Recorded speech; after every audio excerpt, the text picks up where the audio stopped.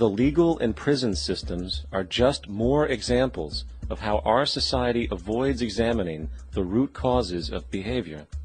Billions are spent each year on prisons and police, while only a fraction is spent on programs for poverty, which is one of the most fundamental variables responsible for crime to begin with. And as long as we have an economic system which prefers and in fact creates scarcity and deprivation, crime will never go away.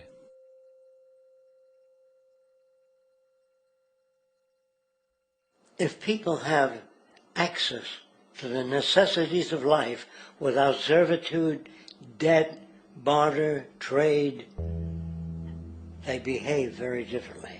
You want all these things available without a price tag. Now then, you've got to have a price tag. Well, what will motivate people? Man gets everything he wants, he just lay around in the sun.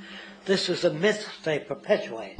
People in our culture are trained to believe that the monetary system produces incentive.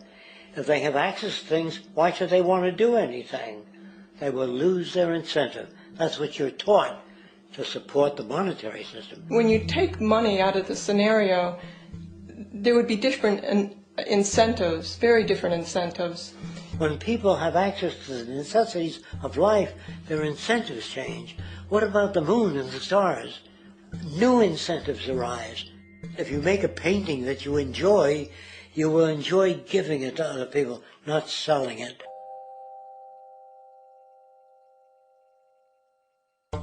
I think most of the education that I've seen today is essentially producing a person for a job. It's very specialized. They're not generalists. People don't know a lot about a lot of different subjects. I don't think you could get people to go to war if they knew a lot about a lot of things. I think education is mostly rote, and they're not taught how to solve problems. They're not given the tools, emotionally or within their own field, of how to do critical thinking. A resource-based economy, the education would be very different. Our society's major concern is mental development and to motivate each person to their highest potential. Because our philosophy is the smarter people are, the richer the world, because everybody becomes a contributor. The smarter your kids are, the better my life will be, because they'll be contributing more constructively to the environment and to my life, because everything that we devise within a resource-based economy would be applied to society. There would be nothing to hold it back. Patriotism, weapons, armies, navies, all that is a sign that we're not civilized yet. Kids will ask their parents, didn't you see the necessity of the machines? Dad, couldn't you see that war was inevitable when you produce scarcity? Isn't it obvious? Of course the kid will understand that you were pinheads, raised merely to serve the established institutions. We're such an abominable, sick society that we won't make the history book. They just say that large nations took land from smaller nations, used force and violence. You'll get history talked about as corrupt behavior all the way along until the beginning of the civilized world. That's when all the nations worked together. World unification, working toward common good for all human beings, and without anyone being subservient to anyone else. Without social stratification, whether it be technical elitism or any other kind of elitism, eradicated from the face of the earth. The state does nothing because there is no state. Because there is no state. The system I advocate, a resource-based global economy, is not perfect.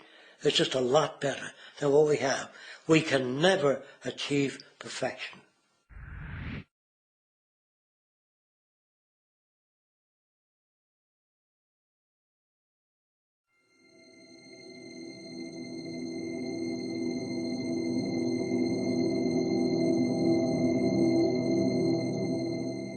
The social values of our society, which has manifested in perpetual warfare, corruption, oppressive laws, social stratification, irrelevant superstitions, environmental destruction, and a despotic, socially indifferent, profit-oriented ruling class is fundamentally the result of a collective ignorance of two of the most basic insights humans can have about reality: the emergent and symbiotic aspects of natural law. The emergent nature of reality is that all systems, whether it is knowledge, society, technology, philosophy, or any other creation, will, when uninhibited, undergo fluid, perpetual change. What we consider commonplace today, such as modern communication and transportation, would have been unimaginable in ancient times. Likewise, the future will contain technologies, realizations, and social structures that we cannot even fathom in the present. We have gone from alchemy to chemistry, from a geocentric universe to a heliocentric, from believing that demons were the cause of illness to modern medicine.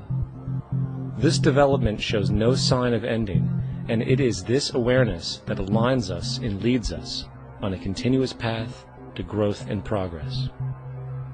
Static, empirical knowledge does not exist. Rather, it is the insight of the emergence of all systems we must recognize. This means we must be open to new information at all times, even if it threatens our current belief system and hence identities. Sadly, society today has failed to recognize this, and the established institutions continue to paralyze growth by preserving outdated social structures.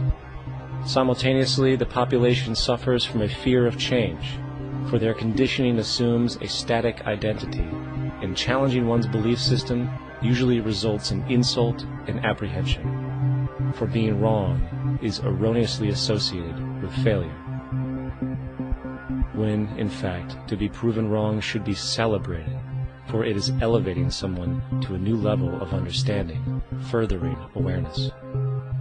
The fact is, there is no such thing as a smart human being, for it is merely a matter of time before their ideas are updated, changed, or eradicated.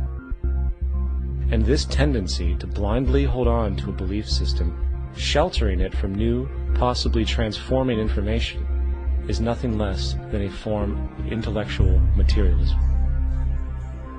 The monetary system perpetuates this materialism not only by its self-preserving structures, but also through the countless number of people who have been conditioned into blindly and thoughtlessly upholding these structures, therefore becoming self-appointed guardians of the status quo. Sheep, which no longer need a sheepdog to control them, for they control each other by ostracizing those who step out of the norm. This tendency to resist change and uphold existing institutions for the sake of identity, comfort, power, and profit is completely unsustainable, and will only produce further imbalance, fragmentation, distortion, and invariably, destruction. It's time to change. From hunters and gatherers, to the agricultural revolution, to the industrial revolution, the pattern is clear. It is time for a new social system which reflects the understandings we have today. The monetary system is a product of a period of time where scarcity was a reality. Now, with the age of technology, it is no longer relevant to society. Gone with the aberrant behavior it manifests. Likewise, dominant worldviews, such as theistic religion, operate with the same social irrelevancy. Islam, Christianity, Judaism, Hinduism, and all of the others exist as barriers to personal and social growth, for each group perpetuates a closed worldview, and this finite understanding that they acknowledge is simply not possible in an emergent universe. Yet, religion has succeeded in shutting down the awareness of this emergence by instilling the psychological distortion of faith upon its followers, where logic and new information is rejected in favor of traditionalized, outdated beliefs. The concept of God is really a method of accounting for the nature of things. In the early days, people didn't know enough about how things formed, how nature worked, so they invented their own little stories. And they made God in their own image. A guy that gets angry when people don't behave right. He creates floods and earthquakes. And they say it's an act of God. A cursory glance at the suppressed history of religion reveals that even the foundational myths themselves are emergent culminations, developed through influence over time.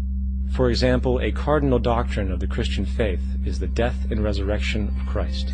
This notion is so important that the Bible itself states, "And if Christ be not risen, then is our preaching vain, and your faith is also vain."